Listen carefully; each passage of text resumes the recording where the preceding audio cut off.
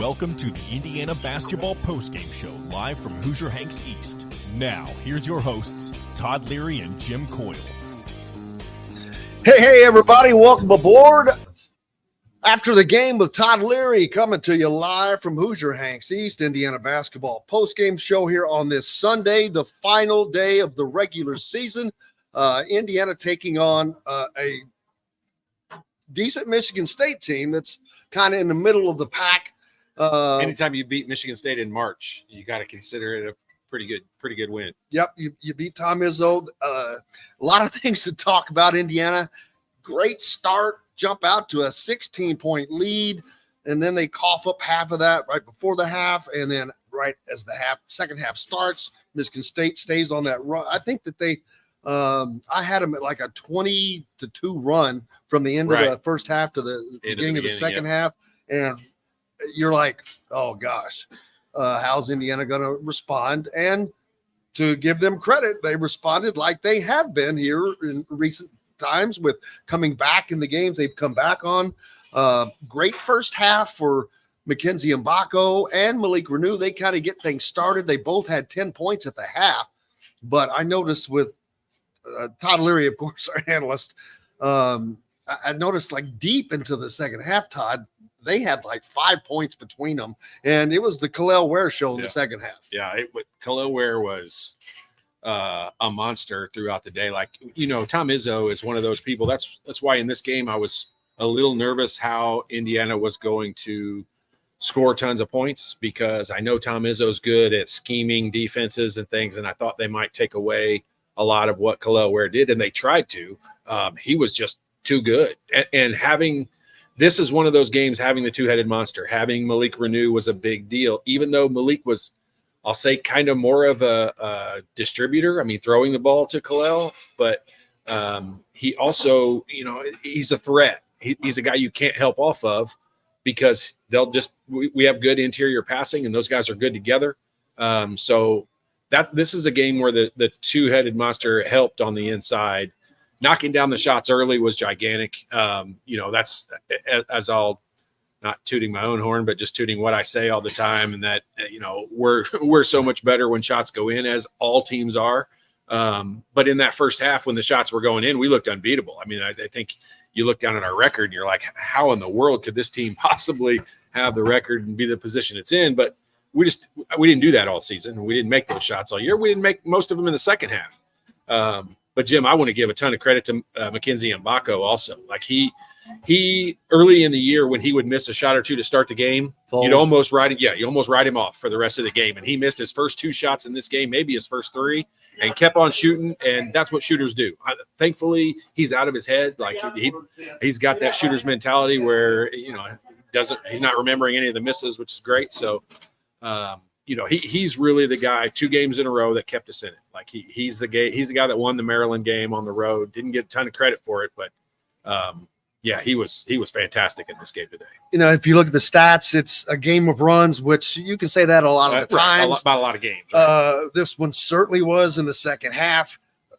Indiana had that big lead. They cough it up, but Michigan State gets 2 7-point leads, and Indiana comes back. They show the wherewithal. I was going to be so sick for Khalil Ware if they lose that game when he had such a great game, but really choked at the free throw line or coughed it up. He was 0 for 5 and hits 1 of 6. The one point Indiana wins by, which was nuts. And Indiana goes 5 of 12, I think. 41% from the free throw line. It's hard to imagine. Like it's hard to imagine that you can win a game like that. It's hard to fathom that's what your shooting ends up being, and that you still win that way. But man, this team. We're just 2.5 weeks ago. We just had nothing. Like, this was a miserable experience doing these post-game shows, and now.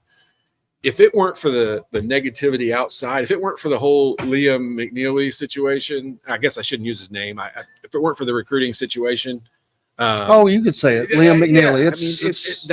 If it weren't for that right now, this team would be floating high, and it's an unfortunate circumstance. But you got to deal with what we can control right now, and what we can control right now is winning games. which they're doing. And as of 4 games ago, if you would have said we were going to win out, I think a lot of people kind of said that tongue in cheek, but it's the reality. It happened, and you've got to feel good about that. If you're, this team has to feel really good about themselves right now. I know I can assure you of this. No matter what the seeding ends up being at the end, no one wants to play Indiana right now. The top seed, like Illinois, even Purdue, like Purdue should win most of the time, no matter who they play, but they don't want to play Indiana right now. Like, teams don't want to play it. Hey, Indiana needs a little help from Rutgers, I believe. If Rutgers beats Wisconsin. No, Wisconsin got beat by Purdue. Right, but they still need Wisconsin to lose to Rutgers for Indiana to be the 5th seed. That's impossible. The games are over. Wisconsin doesn't play anymore. Wisconsin finished their season earlier today. I thought they had one more. No, they can't. Today's the last day of the regular season. That's true. I don't know where. It's something to do with Iowa. It's Iowa and Illinois, isn't it? It's Iowa and Illinois. It's so hard to keep track of. But they kept saying throughout the game, if Indiana lost, they would be the 8th seed. Well, they didn't lose, so couldn't Michigan State be the 8th seed? And Indiana has tiebreakers over all these teams that they swept at the bottom. Michigan State counts as they have the win over them. Is it not true? Like my understanding, and I'm not great at it because I've not studied it a ton, but I think if Iowa loses today, does it make Indiana? I don't know. I mean, I think Indiana could be as high as a 6, but I'm not 100% sure. Like, it's hard when you don't have it all. Regardless, pulled up. You got. Yeah, I mean, they're still playing. I mean, Iowa and Illinois are playing right now, and Illinois is killing them in the first half. As of right, well, that's not it. We get over to the Big Ten, but it's not even worth. Like, hey, they got to win no matter who they play. They did a great job not being the 8th seed. So Indiana goes 10-10. Yeah. Iowa is.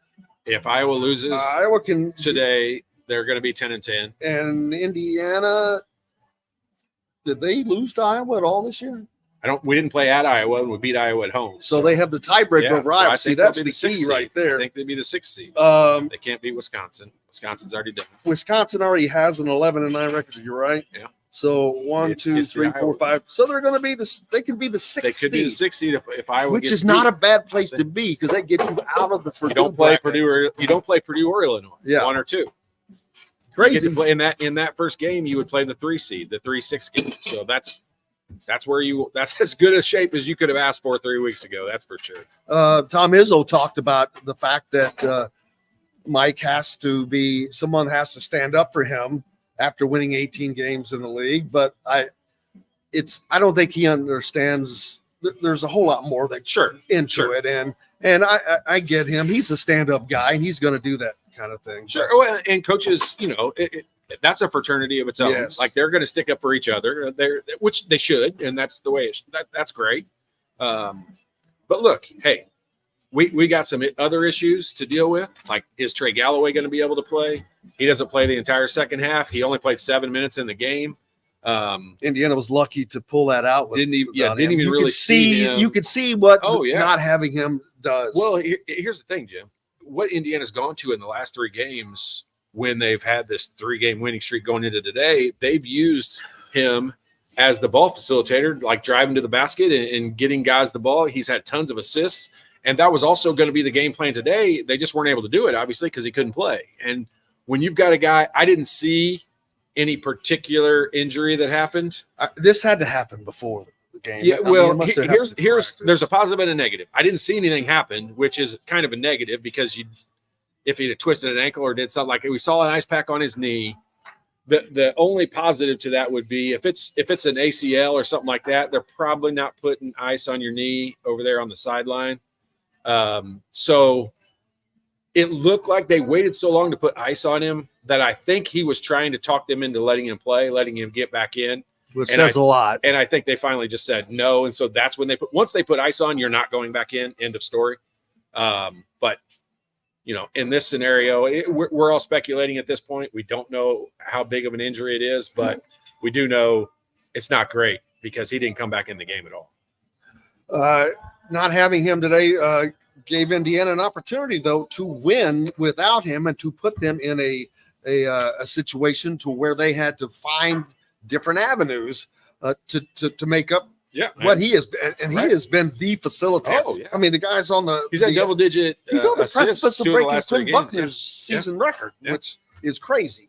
Yeah, no, I mean the season has progressed and they have kind of evolved into whatever the offense has been the last few games, which has been him with the ball in his hands, coming off of ball screens, going down the lane, either shooting that floater or kicking it to shooters or throwing it to the two big guys. So that's been really the whole offense as of late. And, they've won 4 games in a row with that now, or 3 prior to today. And then today they just made adjustments. I mean, they, I said it in the last game, and I'll say it today. I know over here at Hoosier Hanks East, we got Xavier Johnson and his family all coming in here to eat. So let me say what I'm going to say negative about him before he gets here. And it's not negative overall. It's just he had a rough day. He had a tough day with turnovers. I said in the last game, we're going to have to deal with more turnovers if we want him to play faster. But today it wasn't those kind of turnovers. They were half-court turnovers, which are different than just trying to speed up and go faster. So they were bad turnovers today. And Xavier didn't have a great day, but I'll tell you this. He made a huge three-pointer at a time when Indiana desperately needed it. And so the senior leadership came out a little bit. I don't care what you say, like whether you like him or don't like him. He's pretty valuable on this team right now. They couldn't win without him. They would not this have team won. Does not win. He brings a toughness factor that it's kind of behind the scenes a little bit and sometimes on the scene.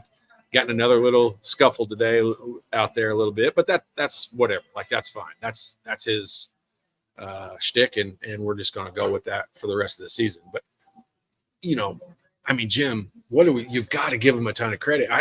I did nothing before 3 weeks ago. I did nothing other than sit here and talk about how frustrating this team is. And now all of a sudden they're finding a way to win. And, you hear a lot of coaches like Tom Izzo's of the world talk about teams find a way to win when they don't even play that well. And I think that's a fair description of what Indiana's done these last 4 games. Absolutely. They did turn the ball over way too much. 16 turnovers in this game, and Michigan State feasted off of those. Also, what the steals? Oh, I have to go back and look at the final tally, but when I looked late, it was 11-2 in which Michigan State had stolen the ball from IU. So that's 27 possessions, empty possessions. That's a lot. Yeah, no, it is. It is. I mean, especially to win a game. Look, this team figured out a way like that. Like the turnovers today were bad. Like, they were not your turnovers that you have where you can say, okay, well, we're playing a different style. We're trying some things out and all that. Like I've said the last few games, we can live with some of those turnovers. The ones today, not so much. Like they were bad half-court turnovers that cost us possessions up and down the court. But 28 total. Yeah, 12 steals. When you look at it, they figured they built up enough of a lead that they could withstand a little bit of that, and then you just have to give them credit for figuring out. I gotta be honest, I'm amazed that with 28 empty possessions, they were able to win this game. You just look at it. Shooting free throws the way they shot is pretty shocking. Like that you usually don't win that game without doing something, out of control, making a ton of threes or whatever. But and you got a guy on the other team going for 30. Yeah. Yeah, I mean, he got himself going. You had Tyson Walker. Yeah, well, and you had Hogard make 2 threes today. It's a guy that doesn't ever make threes. He didn't even usually shoot 2 threes, and he made 2 threes today. So they had some things go their way that don't generally happen for them. But while we're talking about it today, Jim, how about we give a little shout out to Indiana State today? Unfortunately, not winning that game. I didn't get to see that. Oh man, they built they had a huge deficit. Who came all the way back? They played Drake. Drake's got it. Are they on the bubble now? Well, everybody, Lenardi and Seth Davis and all those guys are saying they're not in, and that's just sad. Be a crime. Yeah, for that. That team's fun to watch. They're good. I mean, I'm not just saying it because they're from Indiana. That's one of those that would be a shame for them not to get in. Yeah, let's hope that they don't get robbed. Again, no chance Indiana gets in unless they just get something crazy happens and they win the Big Ten tournament. Although They look good today, but they were at home, which helps immensely. You're not going to be at home anymore. That's done. No matter what, you've got the Big Ten tournament coming up. After that, this team is probably going to be on par for an NIT bid. They put themselves in that position at least, which I don't know how much of a yeah, I don't even want to talk about that. Yeah. But a lot of recruits there today. They got to see the grit, the crowd. I have to give the crowd a shout out to the crowd. It was full. And there had been several of the last few games that you weren't even close. Right. The balconies were empty. Right. This place was full. They were into it. There were some, especially with students, phantom calls. Wasn't it? No students. Zero students. They're on spring break. Right. So the crowds tend to be pretty good when the students are gone as well, because you've got all those people who do not get the opportunity to see an Indiana game and go to the Assembly Hall, the Simon Skjodt Assembly Hall, as Don Fisher calls it. But this is why Indiana's fan base is both a little crazy and great, and a little crazy and nuts from time to time. But in the long run, when you look at the big picture of it, like, Indiana fans are going to be there. They're going to support it. You just got, especially when you've got a 4-game win streak like this. Like, hey, this team is figuring out a way to win, and that's, that's good. In the second half, about. Mackenzie Mbako, I don't want to say he disappeared, but he didn't do much. Did Leland Galloway say they are definitely returning for next year? Somebody on there is saying that. Is that for real? Well, they may have said, if they said that themselves at the senior deal, let us know. I had to take off. I was in there for the Tom Izzo presser, then I had to bolt out of there. I could hear everything going on outside. Right. But I'm like, I gotta get the hell out of here, man. Don't you start moving, man. Whatever you do. We got to stop that immediately. But there you go. I think I've got that figured out. What the hell was I saying? Well, we were just talking about whether those guys actually did announce they were coming back or not. And see, that who was, knows, like, when you go through senior day, why would you go if you know you're going to come back? Well, because you don't know. I would, if in their case, being where they are, I would have gone through it too. You never know what's. So what about next year? Go through it again. Like, who cares? Like, what's the difference? You get two. What's the difference? You get two framed jerseys. Hey, you know what? They get tons of money now. We didn't used to get tons of money either. So it's not the same. So let's not try to compare it. Let's just let it be what it is. And I don't blame them. What if something catastrophic happened next year and they weren't here or whatever like that? You definitely take the opportunity to go through it while you're here and enjoy it. And it's a special occasion, especially Anthony being from JC Hall's in the house. Yep. Joni Hall's in the house. And I cannot remember Leo. How could I forget little Leo? Hall's in the house. Great to see them as well. Saw John Laskowski there with his son Scott there today. Someone said Jared Jeffries was there. A lot of recruits there for Indiana. Trent Sisley and his family, Braylon Mullins and his family, a few other guys that people maybe have not met yet. Steve Reynolds and Josh Shalarski, who also all four of those guys there. Mullins and Sisley are playing for Indiana Elite this summer. That team's going to be pretty. I mean, those teams are always pretty good. They play against really good teams too. Like those Indiana Elite teams get to play in the big time shoe contract tournaments, and they're always good. Don't forget, if you know somebody or have a kid, a child, or maybe it's yourself that wants to improve your jump shot, go to myjumpshot.com. Todd Leary, the shot doctor. I'm sure someone has stolen that title. I know, but that's all right. We can steal it anyway. The shot physicist, maybe something crazy. Myjumpshot.com though. Make sure you go there. I know I've had lots of people reaching out to me about it. Don't you start. I've had lots of people reaching out to me about it and asking me, and it's the easiest way, again, myjumpshot.com. That's pretty easy. You see my email and phone number on there. Call me. feel free to reach out at me anytime, and I will provide you the information. So Indiana now has a lot of different guys contributing.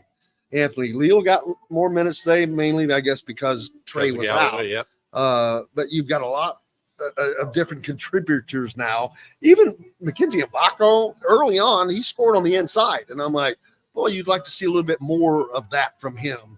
Well, although he's shooting as well. And I'm telling you, like that's why if you look at his overall season and you're like, how in the world did they still have him on the NBA draft boards? That's why. Because he can finish inside. He gets some rebounds that other guards don't get, that other shooting guards don't get. He's long. He finishes really close to the rim. He finishes very high, which, you take a guy like Tyson Walker as an example. He's never a guy that's going to finish up by the rim like Mackenzie does, but he still finishes. He's creative. He finds ways to get the ball in. It doesn't mean he can't finish. It's just different. And that's the NBA. That's the pro style versus, just a crafty, basketball player. And so, Mackenzie has different value at the NBA level than what he might even have, at the college level. I still think they're going to tell him to try to come back for another year, just to get bigger and all that. I don't think he's going to get drafted super high, maybe late first round. And in that case, he might be better off to come back and try to have a great second year and get yourself up in that lottery.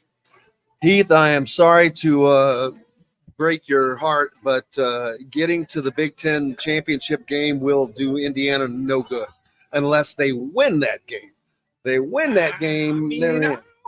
I say that only because their metrics are so, and it's mind-boggling how. But look at it this way. Let's just look at it this way.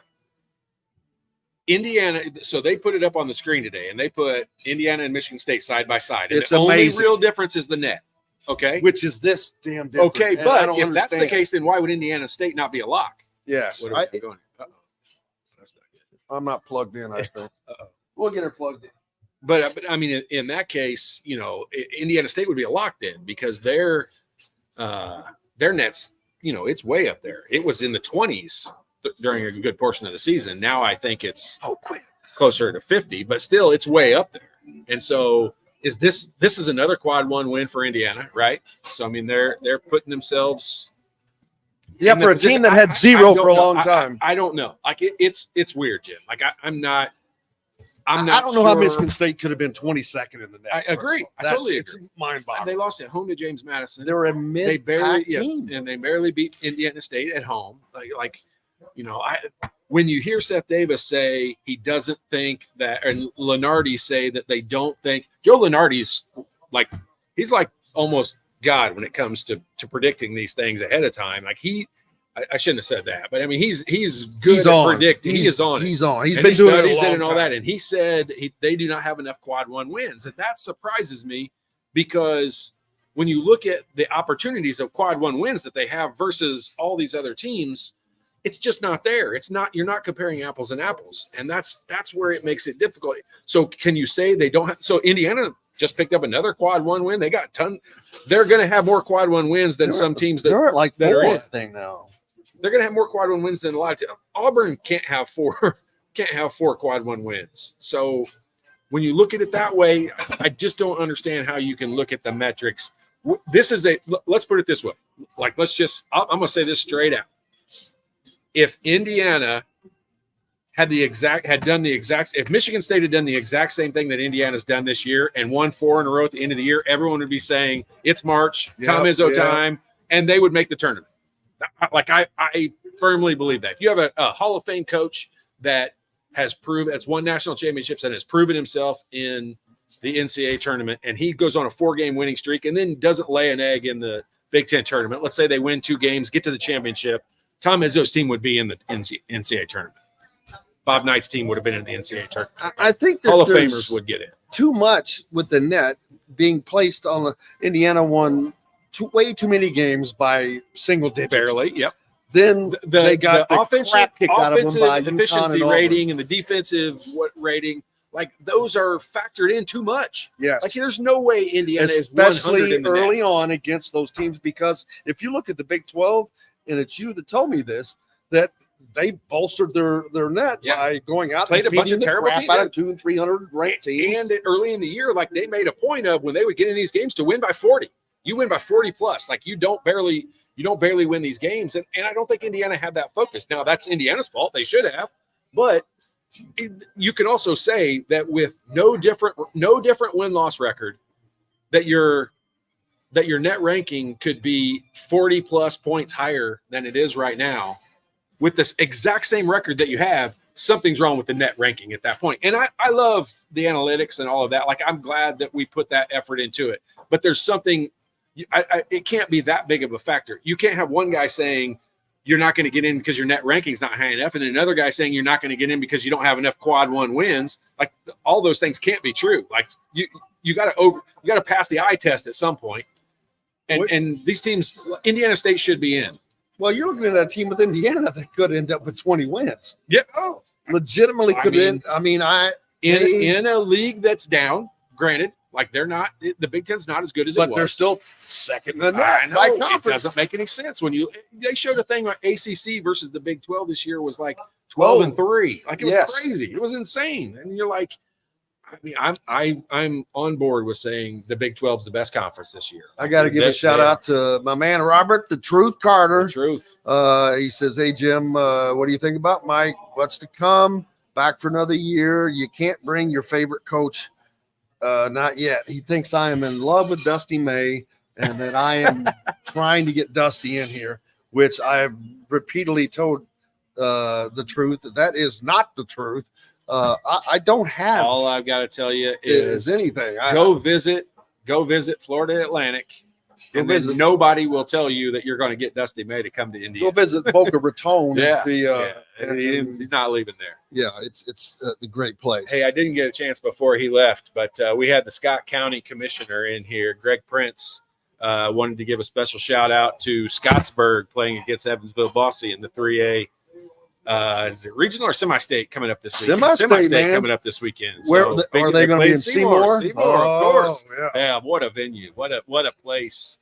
I mean, hey, that's why, I've kind of laughed about it tongue in cheek all week long when you talk about why are Indiana fans so crazy about, Mike Woodson and what's going on and losing a recruit and all that. And then someone posts pictures of the Newcastle and Seymour and the fans. I was at Southridge. Cool. I took as soon as I walked in, the first thing I did, pulled out my phone and took a picture. It's just cool. I mean, hey, and I said, "This is India." And people can say whatever they want about how Indiana fans are nuts and all that. I don't just mean Indiana University. Like Indiana basketball fans are crazy, and they are.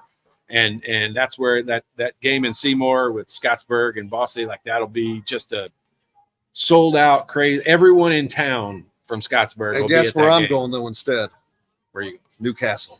I thought you were going to say Minneapolis. I canceled my flight today for that. Good. Jeffersonville. I went down and watched Jeff play Evansville Harrison Saturday. Sharon Wilkerson, former teammate of yours, Pat Graham on the other end. They were on the show Friday, but I got to tell you, I have so much respect for Sharon. He is a hell of a coach. Yeah, he is. He learned from a good one. And he is disciplined. Like he doesn't take any crap. And he says everything for anybody that thinks, even though I know how he left and all of that, things weren't great in his life. This is a dude that has done a 180 and is a person that I look up to. He's a great dude. I wish I could be as good of a person he is, and I'm not kidding. But his coaching, he took so much from Coach Knight, and he'll tell you, but he runs a hybrid motion offense, but his teams are moving, man. Yeah. Athletic, fun to watch. AJ Moye was there checking out one of his guys. It was fun. Now Jeffersonville getting to go up to play at Newcastle, which they should be playing at Seymour. But so now I got to make the drive up to daggone Newcastle. But I'm looking forward to that. You can never complain about going to that gym. That's just Newcastle and Seymour. We're talking about the two largest high school gyms in the world. right there. I drove through a town the other day in southern Indiana called Alfordsville. And so I texted Sean Alford and asked him if that had any relation to their family, and it actually does. Now, who's Sean? Sean is Steve's brother. Did not know that. Yep.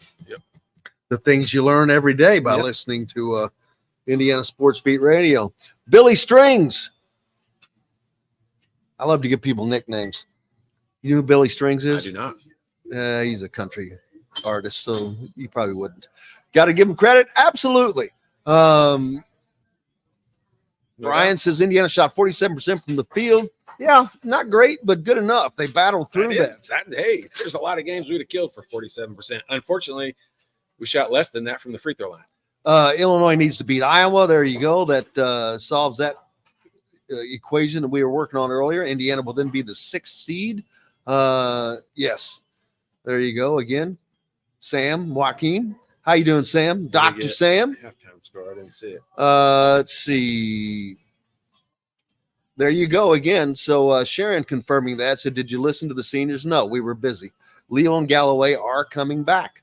Okay. So That's fun. That's fun news. I'm not surprised, to be honest with you, because I thought Anthony, I'll tell you this. he's going to be can't doing, make more money anywhere else. Well, Anthony's going to be a realtor in this town, man. He won't make more money as a realtor than he will NIL money next year. I promise you that.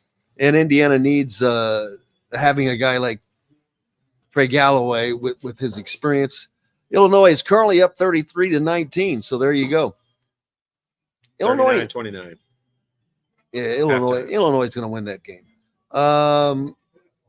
Donna says, why would you criticize Woodson? Not IU fans. Don't see.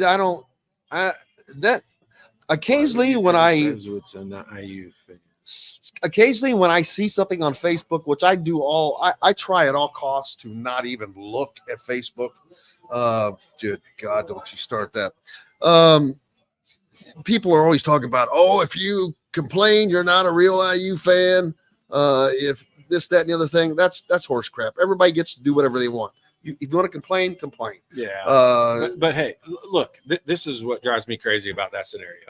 If you go read one thing on Twitter, don't turn around and say people are saying this. It's not people are saying that. Yes. One person You're is saying that, it, and everybody's allowed to have their opinion. So don't let it irritate you so bad. Like just go with it. Like it's not that big a deal. And that's the part of the social media that drives me a little bit crazy with people. I mean, yeah, there are some Indiana fans with some crazy thoughts and ideas. All right. But hey, you could have just said crazy. This is what. Hey, let me explain this to you. And I've told you this before, but social media is just different form of expressing it nowadays. Because back when I played, we would get letters, like actual physical letters, like every single day. I might have 2 or 3. Damon Bailey'd have like 60 every single day. And I'm not exaggerating, like every single day. And some of those letters were not nice. Well, like you know they what? were Trey bad. Jackson Davis got one last year, Yeah, and posted it. I remember saying that at the time last year. Like we used to get letters, That was and they would call you every name in the book. Like, and think about it. Like an Illinois fan could write me a letter. Like, yes, an Illinois fan can get on Twitter or on whatever and say whatever they want about you. So just, I don't know, like be comfortable in your own skin. Like, just don't do something that you will regret later. I mean, we're not to this point yet. Pete asking, can that IL keep Renew Mbako and Cups, or are they going to get blown up? That's a great question, but it's not a question that I can answer, that Todd can answer right now. When the season ends, I will say this: Indiana in basketball is in a category of Kentucky, Kansas, Duke, North Carolina. They're in that kind of money category. So can they keep them? Yes.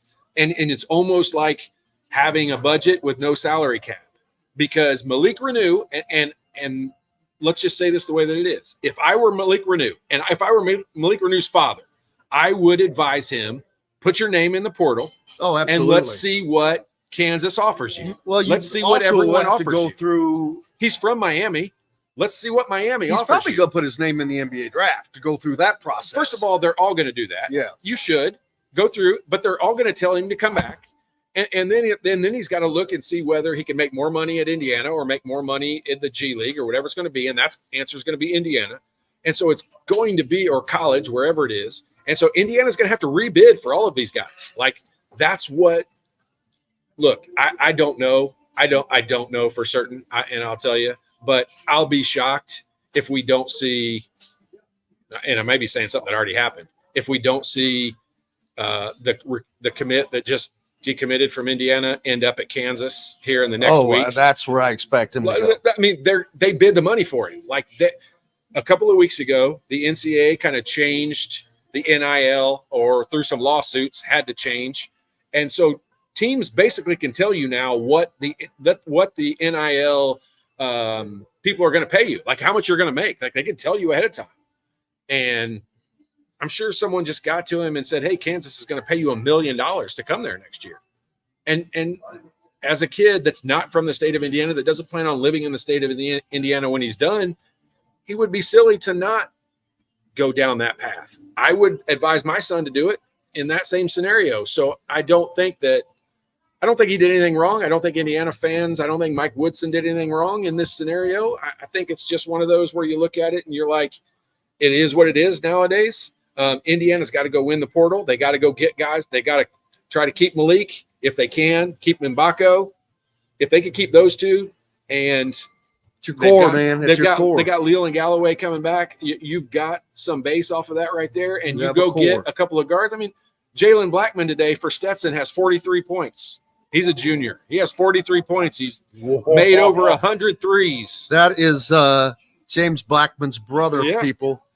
He's a junior. He's got at least one more year, maybe 2 more years. And so you got the kid that's from Bloomington, Connor Hickman, that played for Bradley. He had 29 points yesterday or whatever. Like, you're going to make more money in Indiana than they're going to make at Stetson or Bradley. I can guarantee you that. So you can go get. That's 2 guys. I watched 2 tournaments this weekend. The big question though is, will this staff look at those guys, because they've had a penchant of looking only at guys that are in the national conversation for everything. But there are no stars when it comes to, like, you don't have to worry about where these guys are ranked or whatever they are. Guys are going to put their names in the portal. You're going to hear about them, and they're going to say, wait a minute, Blackman's from Marion, Indiana. He just had 43 points in the championship game, got them to the NCAA tournament. He's from Indiana. His brother played at Indiana.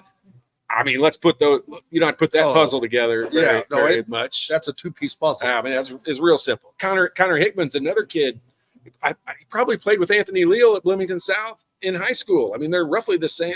He's probably a year behind him, but that's another kid that's had outstanding career, playing at Bradley. And as a junior, he's got another year left. Why wouldn't he come back home? I don't know him.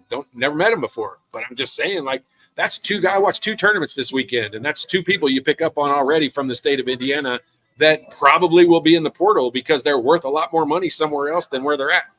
Alan the Cash Man, who I highly recommend you go to if you're looking at wagering on the upcoming NCAA tournament and whatnot, or anytime, go to him.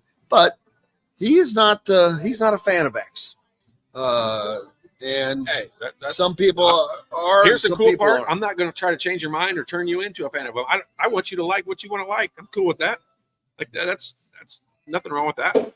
I mean, I understand. He made some plays today. Like, he's going to be in here eating in a few minutes. He made some plays today I'd like to ask him about. But at the end of the day, it doesn't matter. They won. Like, who cares? Yeah.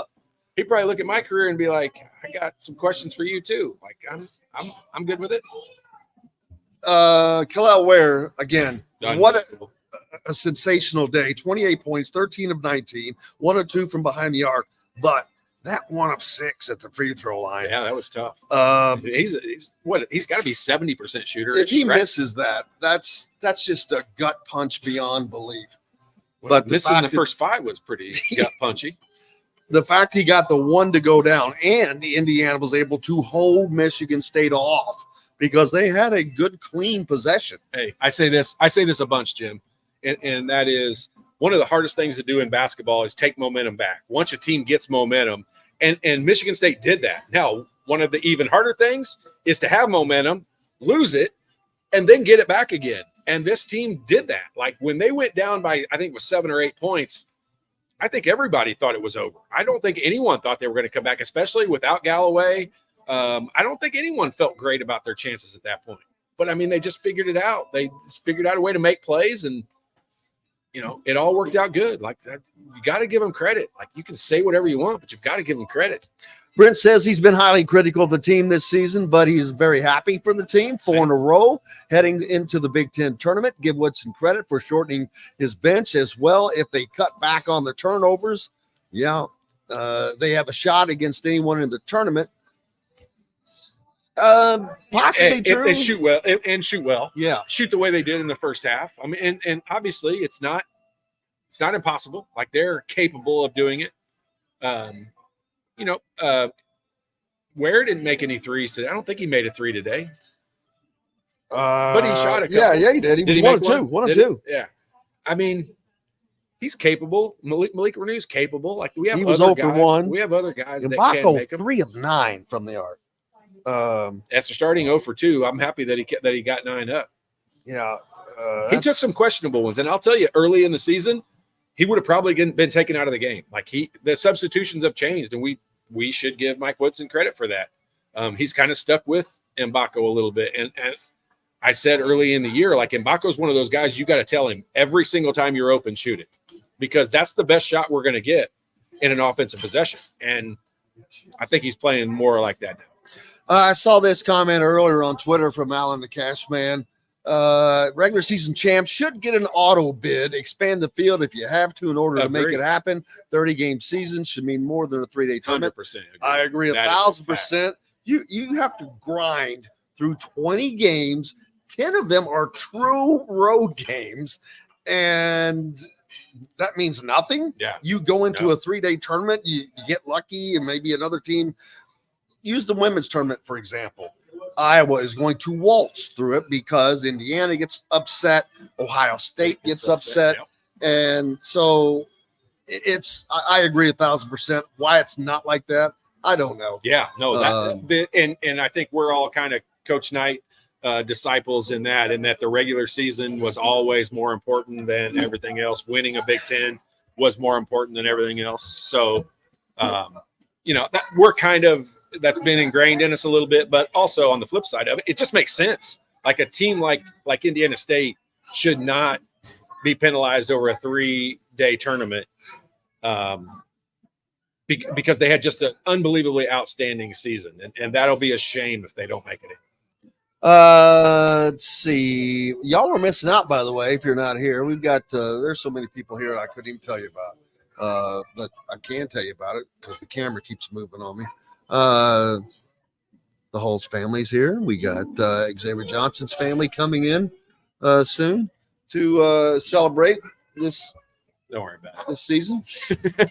It drives me insane. We're at an hour. There we go. Anyway. So Indiana now. So what are we, regular season's over. Friday for sure. Now? Oh no. They'll play before that, right? They have to play Thursday. Wednesday's the first. Oh yeah, we didn't get double bye. We're Thursday. Yeah. So Indiana will play Thursday in Minnesota.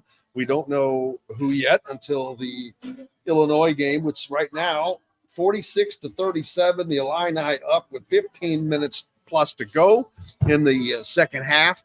I'm going to expect Illinois to win that game and Indiana be the 6th seed. First of all, talk about Indiana managing. Week and a half ago, maybe, we're looking at them fighting to stay out of the bottom 4. And now, they haven't won 4 straight Big Ten games this season. Well, they didn't win 2 games in a row. They didn't win 2 games in a row since December. So, yeah, of course, that's for sure. But you know what? We all sat here and not knowing what we were – like, we were getting ready to lose our minds 3 weeks ago, 2.5 weeks ago.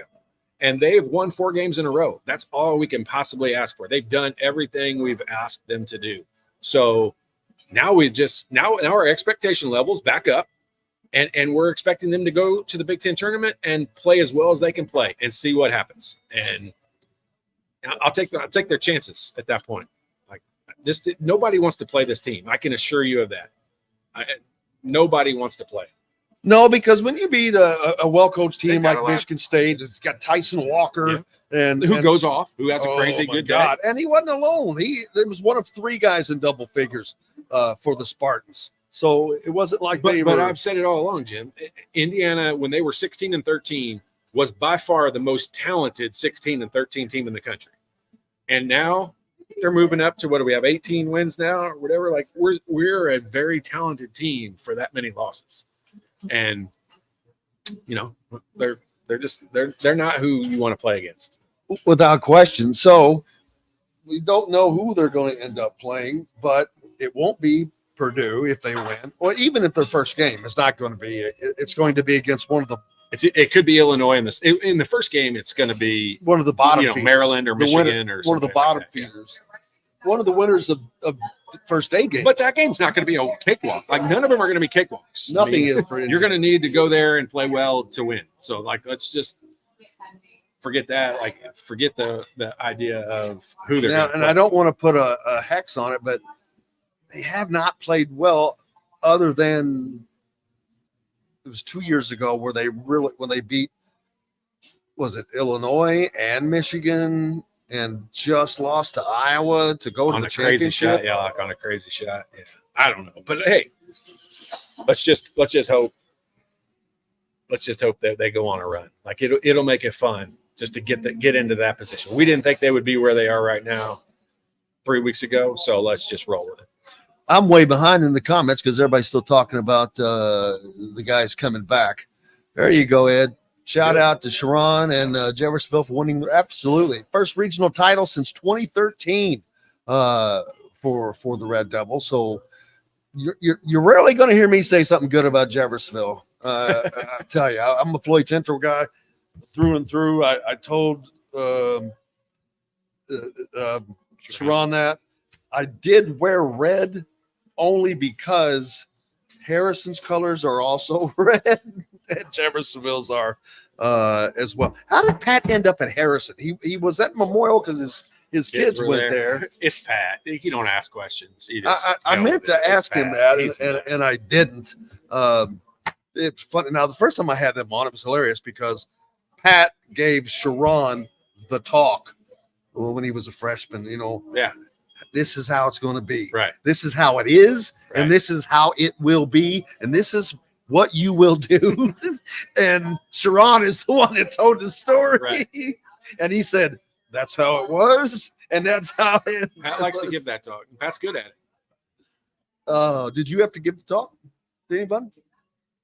I can't imagine not. We all give the talk. You all give the talk. It just depends on, there was a special circumstance because you had Sharon and Steve Hart and these guys. And I mean, look, everyone, we're all more mature now than we were back then, but Steve Hart had crazy brain going on. Like when he came in, they had nicknamed themselves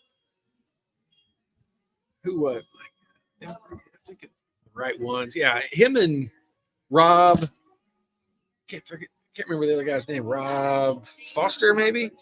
They came in and they had nicknamed themselves Razzle and Dazzle. Like, oh my God. Anytime you give yourself a nickname, questionable. Yes. Questionable. Todd Lindemann there today as well. I saw Todd there. Big Todd. Big slats. Jeez, my God. You cannot stand next to that dude and just not feel like you're not a human. I'm like, he's a big fella. He's a big boy. Big fella. Biggest hunter I've ever known. Yeah. I asked him, how's the hunting going? Oh, great. I got him a 10-pointer, got him a doe, got him 100 acres out there that he goes out and plays on here. So, all right, let's get out of here. Coming up in the Big Ten tournament, Indiana, like I said, we don't know who they're going to play, but we know that they need Trey Galloway for that. I mean, it'll be a big loss if they don't have him. They might be able to get through the first game without him, but they can't. I don't think they can win 2 games without Trey. Yeah, I mean, they'll have to change their offense again because they've already kind of adapted it to where he's been a big part of facilitating it coming off the ball screen. So they'll have to change that again, which, you don't want at this point in the season, you don't want to have to do that. Like you don't want to be in that position as a team. So hopefully he's available. Hopefully they were extra cautious today, but doesn't look great. Absolutely. Well, man, we cannot thank each and every one of you guys enough. And don't forget, brought to you by myjumpshot.com for anybody that has kids that you might be a kid. Maybe it's you. Don't have to be from Indiana. Someone you know, or boy, girl, it doesn't matter. Myjumpshot.com. The PhD right here in basketball shooting, Todd Leary, will help you with that and get it taken care of. And, of course, all of our friends here at Hoosier Hanks East over here. Big crowd tonight. Too bad you're not here. But feel free to stop by. Pizza, wings, mac bowls. I've ordered about everything. There's nothing that's not good. Trust me. It's all incredible. Even the tenderloin is amazing because that comes from BB's. So looking forward to that. Tomorrow back on Indiana Sports Beat Radio, of course, start off with Greg Rakestraw joining us. We'll get you caught up on what happened over the weekend in high school basketball, which is a lot. And the man, Don Fisher, joining us as well, the voice of the Hoosiers, as he will be quite happy as he got to finish the season with a win. So that's always fun for him. It's been an up and down season, but things going in a positive direction. Hopefully they continue to go in that way. Can you imagine a 6-game winning streak for this team? I'm hoping I imagine it. I couldn't imagine a 4-game winning streak 3 weeks ago. So let's just hope we keep rolling that. Thanks to all of you guys for joining us, taking the time to be with us. We really appreciate you.